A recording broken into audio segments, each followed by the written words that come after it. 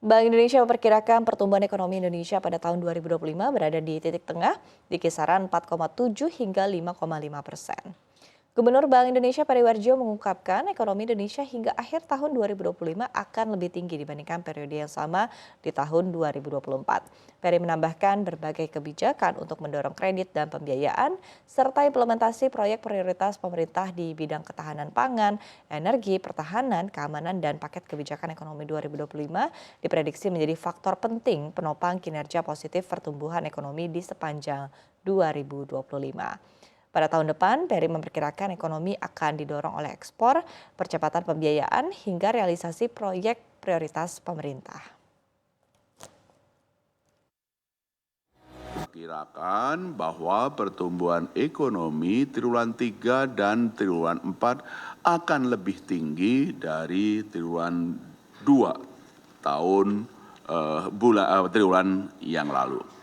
Terutama didorong oleh kinerja ekspor yang masih sangat bagus dan juga berbagai kebijakan-kebijakan untuk mendorong kredit dan pembiayaan serta beberapa implementasi proyek prioritas pemerintah terkait dengan ketahanan pangan, energi, pertahanan dan keamanan serta paket kebijakan ekonomi pemerintah 2025 yang tadi disampaikan oleh Pak Menteri Keuangan termasuk bantuan sosial yang akan disalurkan pada triwulan 4 ini.